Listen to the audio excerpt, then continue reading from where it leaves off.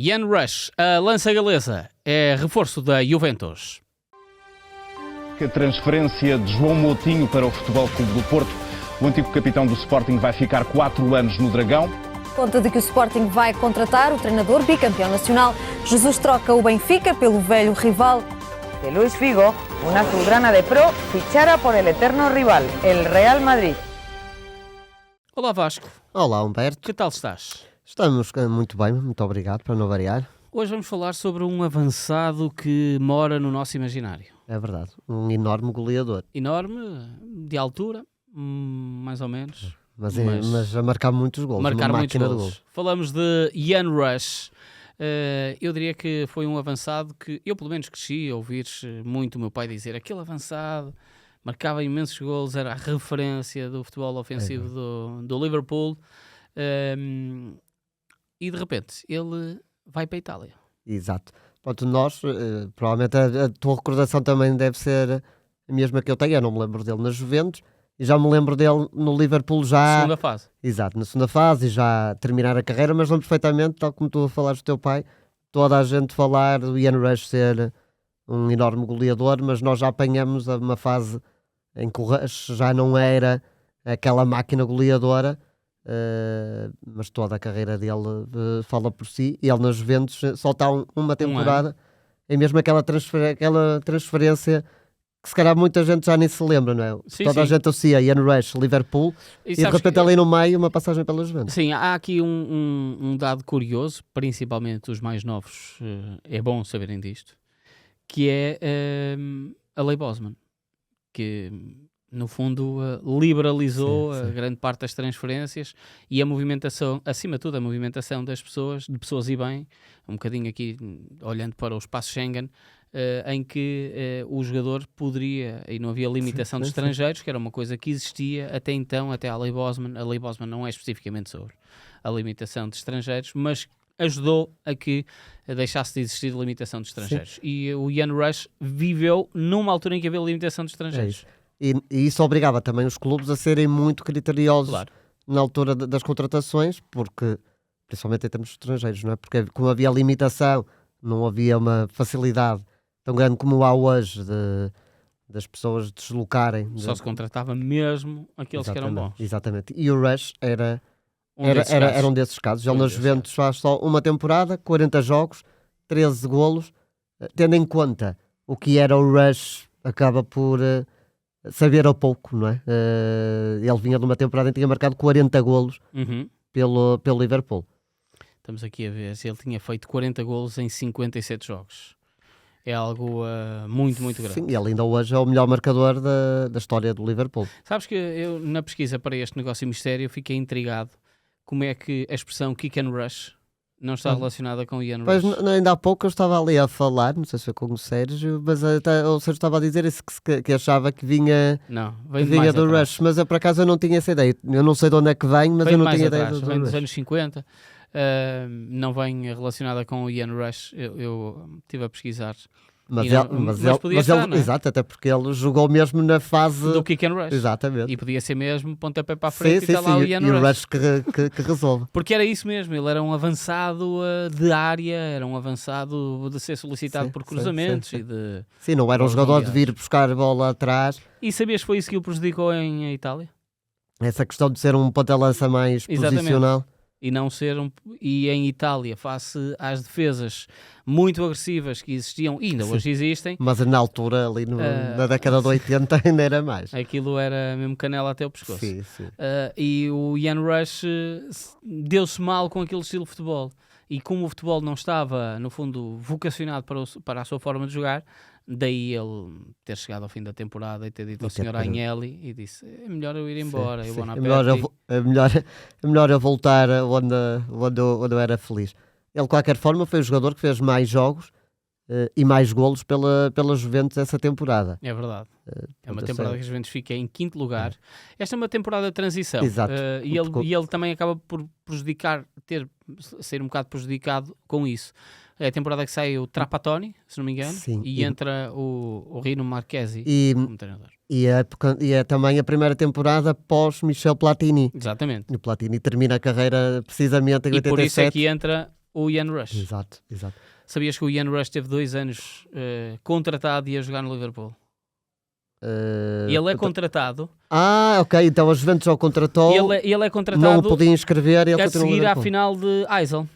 Ok. Porque... Que é precisamente entre Liverpool e Juventus. Liverpool e Juventus. Porque, no fundo, a Juventus tentou aproveitar o facto das equipas inglesas não estarem nas competições europeias e tentou aqui encontrar um bom espaço para contratar jogadores. Só que tinha tal limitação e não podia tinha contratar. a limitação e estava o Platini, o Bonini e o Laudrup e não havia espaço para o Ian Rush. Curiosamente, o Platini também entra para substituir um britânico, um irlandês na altura. Para aí o Brady, não? Boa, Liam Brady. Que depois vai para o Arsenal ou foi do Arsenal para a Juventus, não sei. Mas o Platini entra para o lugar do Liam Brady e agora acaba por ser um galês a vir para o lugar do Platini. Mas estes tempos são engraçados, não é? Porque agora é quase... Nós nem sequer, ninguém pensa nisso, não é? Tipo, agora vamos ter que comprar só 3 jogadores porque existe a limitação. E na altura tinha-se mesmo que pensar em todos esses pormenores e a duração do contrato para se perceber quando... Mas eu não sabia disso, que eu já tinha sido contratado 2 anos antes. Acaba por ser relativamente bom neste caso para o Liverpool, porque ele foi contratado por 3,2 milhões de liras italianas, não é?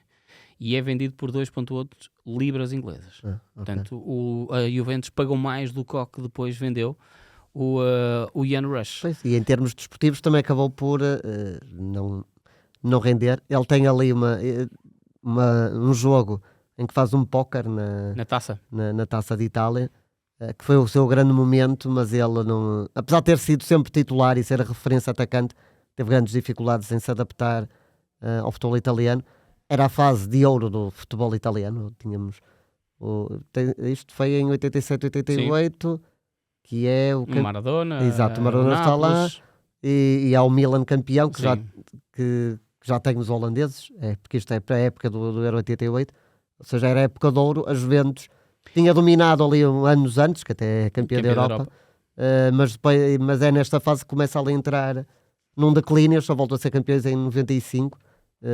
E o Rush não apanhou esse período. Exato. E a Juventus queria que o Rush ficasse emprestado logo nos primeiros anos à Lazio, só que ele retardou isso na ótica de que não, foi contratado pela Juventus, não foi pela Lazio, não quer jogar emprestado na Lazio. E por isso, mas se calhar podia ter sido benéfico, porque uma das grandes dificuldades que foi notado por ele, não só o estilo de jogo, mas a dificuldade do idioma, ele nunca conseguiu adaptar-se todo o processo de adaptação. E isto é muito curioso, porque hoje em dia qualquer jogador vai e há de ter sempre alguém próximo que conhece minimamente o seu idioma e a adaptação vai ser outra. Aqui não, ele só falava com Michael Laudrup, porque era o único que falava inglês, de resto não falava com mais ninguém do plantel. Pois, na altura existiam, agora os jogadores ainda estão num clube, já têm um... E arranja o Google professor, Tradutor, e arranja o Google começa logo a aprender outras línguas. Que ajuda logo nisso. Na altura isso não era assim. E para também falaste da Lazio, a Lazio na altura não era a Lazio que nós conhecemos hoje, não é? Era uma Lazio bem mais fraca. E pensando no Ian Rush, que já tinha sido campeão da Europa, Bota de Ouro, pensou, não vou sair do Liverpool para ir para a Lazio, por favor. Além de tudo isso, parece estranho, mas chegava atrasado aos treinos. É?